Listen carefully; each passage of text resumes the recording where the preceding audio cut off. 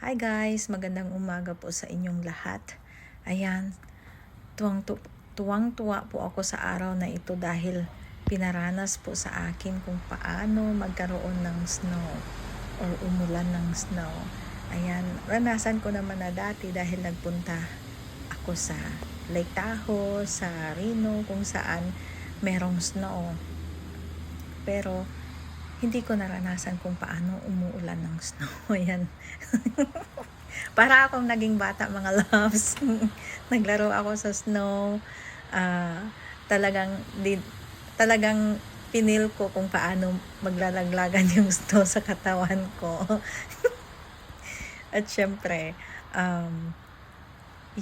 syempre malamig din, mahirap kung mag-snow dahil hindi ka makakalabas ng bahay, mahirap lumabas mga loves dahil sa lamig, at syempre yung kalsada ay delikado din dahil madulas.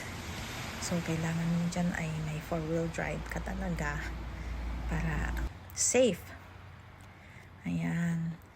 At syempre mahirap din, lalo na sa mga mahilig mag-garden, talagang hindi mo maiiwasan na maawa ka sa mga pananim mo dahil hindi nila makayanan ang lamig at mamamatay sila, mga loves. At syempre nga, hindi ko in-expect na uulan na ng snow, kaya walang cover yung mga pananim ko. Talagang kawawa talaga sila.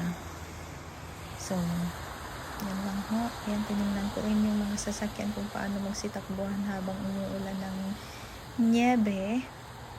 At nakakatuwa talaga, mga loves, dahil naranasan ko kung paano maging bata ulit.